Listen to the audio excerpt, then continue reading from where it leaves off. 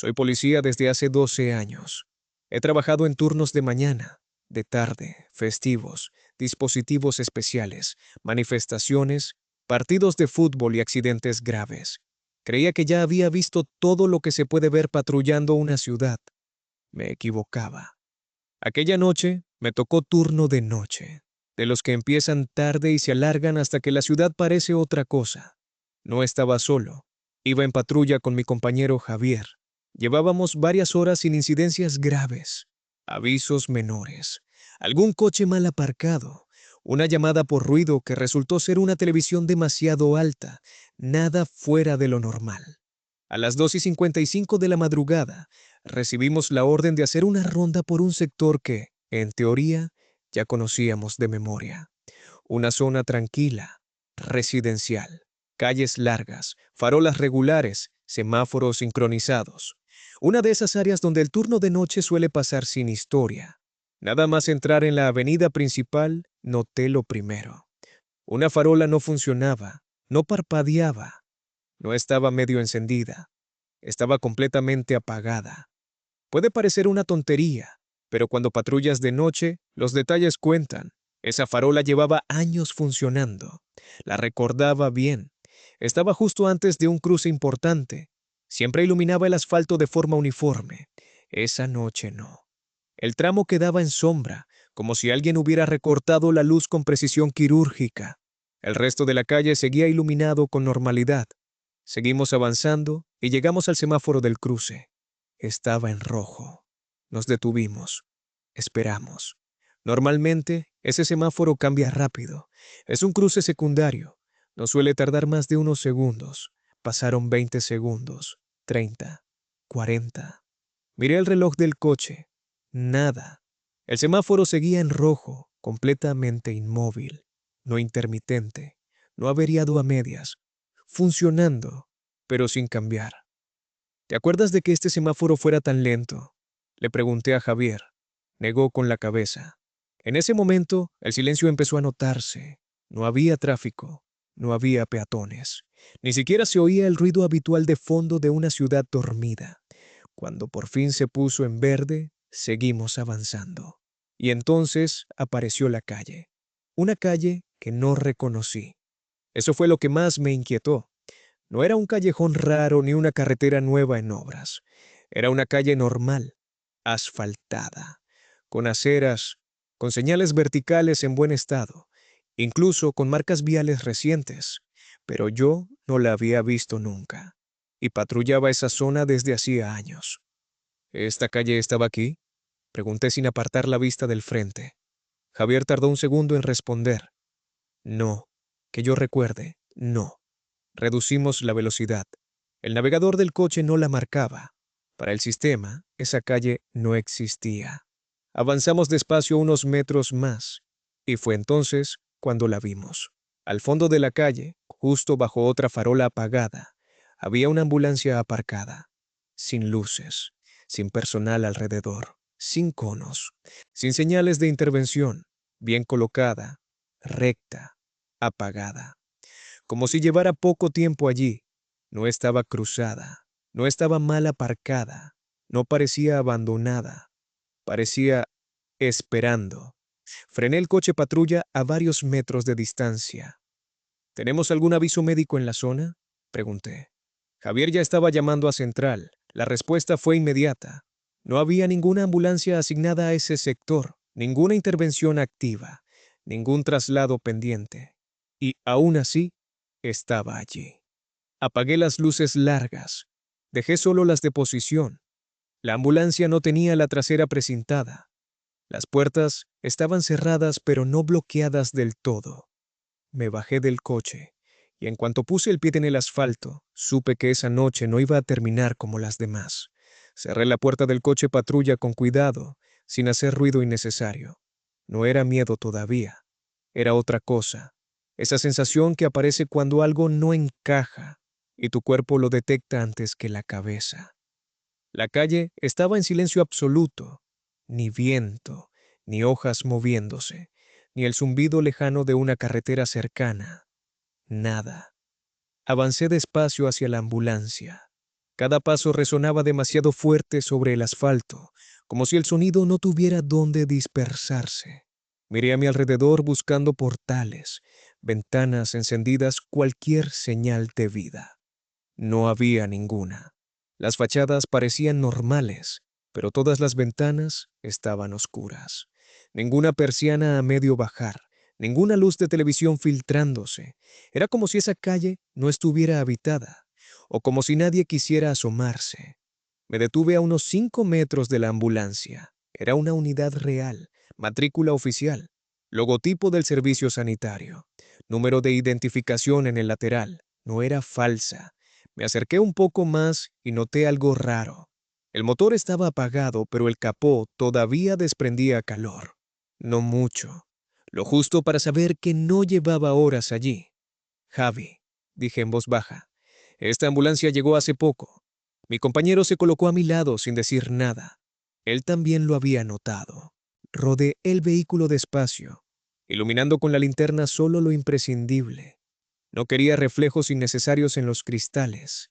En la parte trasera, las puertas estaban cerradas, pero el pestillo no estaba completamente encajado.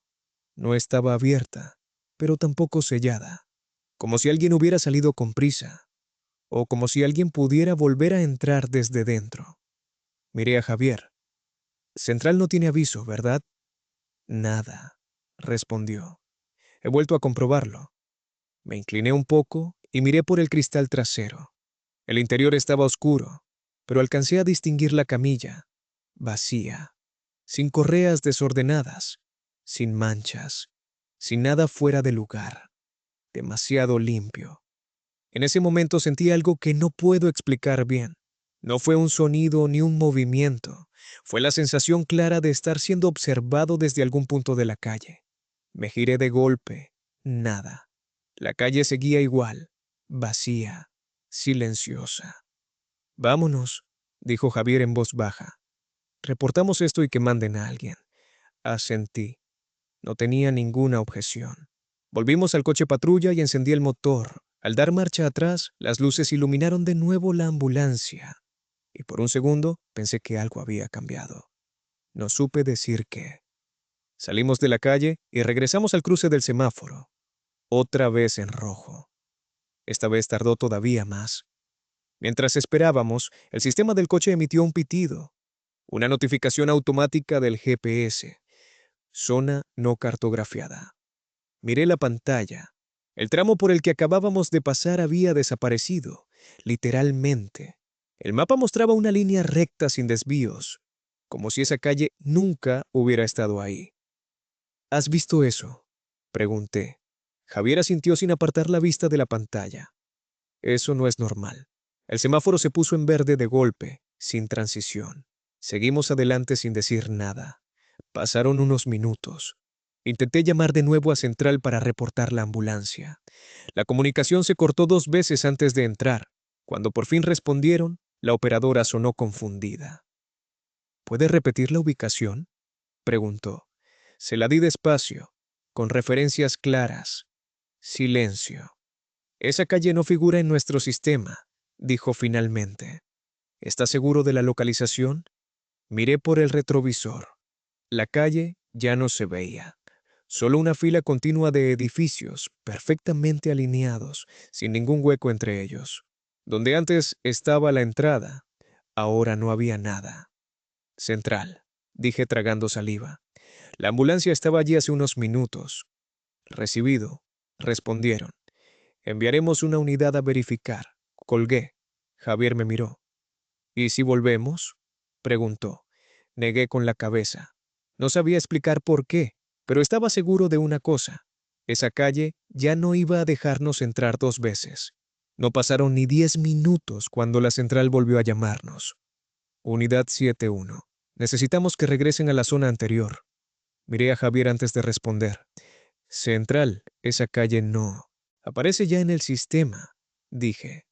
No hay acceso visible. Hubo una breve pausa al otro lado. Lo sabemos, respondió la operadora. Otras 2 patrullas tampoco la localizan, pero el aviso sigue activo. ¿Qué aviso?, pregunté. Silencio. Tenemos una señal, dijo finalmente. No es una llamada, es una activación pasiva. Eso me puso la piel de gallina. Las activaciones pasivas solo ocurren cuando un vehículo oficial emite datos sin intervención humana, como si algo se hubiera encendido solo. ¿De qué tipo de vehículo hablamos?, preguntó Javier, acercándose al micrófono. La respuesta tardó más de lo normal. Ambulancia, dijo la operadora. Unidad registrada, pero sin conductor asignado. Apreté el volante con más fuerza de la necesaria. Central. Esa ambulancia estaba vacía. Recibido, contestaron. Aún así, necesitamos que verifiquen. No discutimos más. Giré el coche y regresamos al cruce del semáforo. La farola seguía apagada. El semáforo volvió a ponerse en rojo nada más detectarnos. Esta vez no miré el reloj. No quería saber cuánto tiempo llevaba parado. Sentía que si lo medía, algo se rompería del todo. ¿Te has fijado en una cosa?, dijo Javier de pronto. ¿Qué? No hay señales de calle. Ninguna placa con nombre. Miré a ambos lados. Tenía razón. Las calles adyacentes tenían sus placas azules de siempre. Pero justo donde debería estar la entrada, nada. Solo un tramo de acera perfectamente continuo. Ahí, dije señalando. Ahí era. Avancé despacio, y entonces pasó algo que todavía hoy me cuesta explicar. El asfalto cambió de textura, no de golpe, gradualmente, como si el coche pasara de una calle normal a otra que había sido asfaltada con un material distinto, más oscuro, más mate. El GPS volvió a emitir un pitido. Zona no reconocida. Javi, empecé a decir. La veo, respondió él. La calle había vuelto, exactamente igual que antes, misma anchura, mismas farolas apagadas, mismos edificios sin luces, y al fondo, la ambulancia, en el mismo sitio, en la misma posición, como si no se hubiera movido ni un centímetro. Aparqué el coche patrulla de lado esta vez, cortando parcialmente la calle. Activé las luces, pero sin sirena. Nada respondió. Ninguna ventana se encendió. Ninguna puerta se abrió. Bajamos otra vez. Esta vez, algo era distinto. La puerta trasera de la ambulancia estaba abierta. Solo una hoja. La otra seguía cerrada. ¿La dejamos así?, preguntó Javier. Negué lentamente. No. Nos acercamos con cuidado. El interior estaba iluminado por una luz blanca muy tenue, como si alguien hubiera dejado encendida una lámpara de servicio. La camilla ya no estaba vacía. Había una sábana encima, totalmente estirada, sin forma aparente, pero hundida en el centro, como si algo pesado estuviera debajo. Me acerqué un paso más, y entonces, desde dentro de la ambulancia, se oyó un sonido seco, un golpe, no fuerte, no violento, un golpe desde abajo, como si algo hubiera tocado la camilla, desde el suelo. Retrocedí de inmediato. Central, dije por la radio. Hay movimiento dentro del vehículo. La respuesta tardó demasiado. Unidad 71, dijo finalmente la operadora con la voz tensa. Les ordenamos que se retiren de inmediato. ¿Por qué?, preguntó Javier. La respuesta fue directa. Porque la ambulancia figura como sellada hace más de 20 años. Sentí un vacío en el estómago. Eso es imposible, dije. Está aquí. La estamos viendo. Lo sabemos, respondieron. Y por eso no deberían estar ahí. Otro golpe. Esta vez más fuerte. La sábana se tensó, como si algo intentara incorporarse debajo. Retírense ahora, ordenó Central. No interactúen.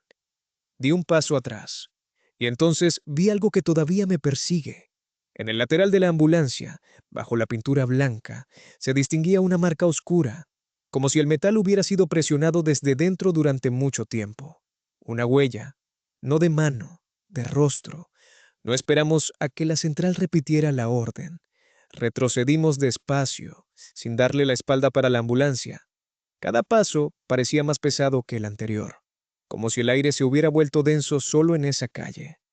Cuando llegamos al coche patrulla, cerré la puerta con demasiada fuerza, no por prisa, sino por la necesidad absurda de crear una barrera entre nosotros y lo que fuera que había ahí. Arranqué. Las luces del coche iluminaron por última vez el interior de la ambulancia. La sábana seguía tensa, demasiado tensa, como si algo debajo hubiera aprendido a no moverse cuando era observado. Salimos de la calle sin mirar atrás. Esta vez el semáforo estaba en verde antes de llegar. No frenó, no dudó. Nos dejó pasar como si quisiera expulsarnos de allí cuanto antes.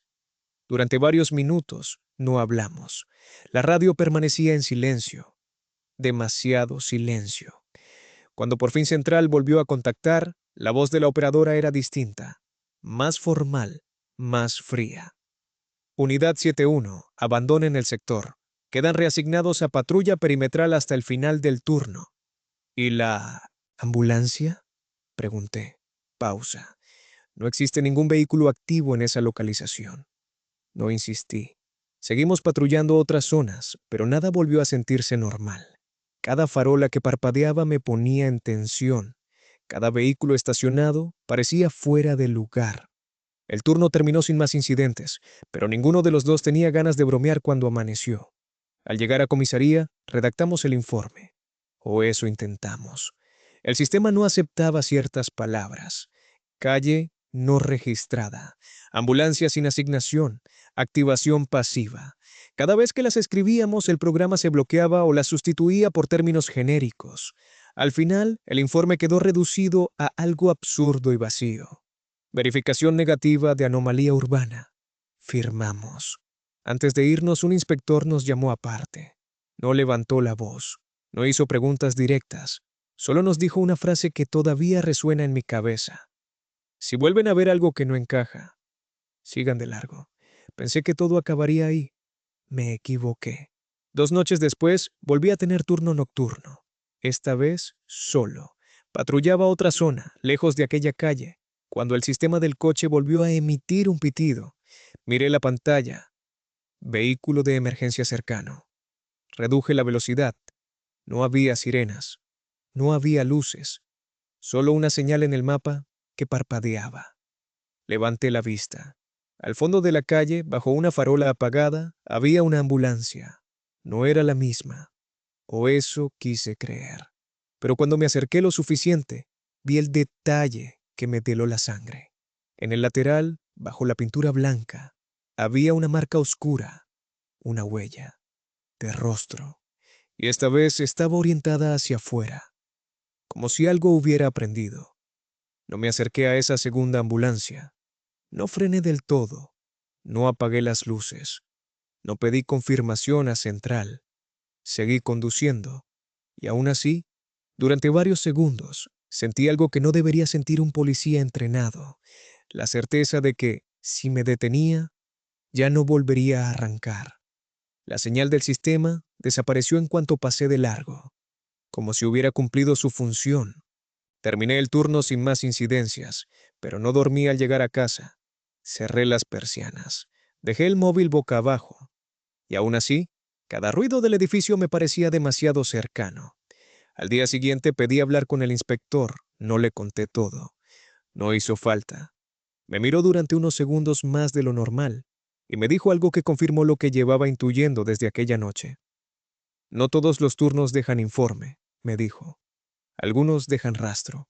Le pedí el traslado a turno diurno. No puse excusas personales.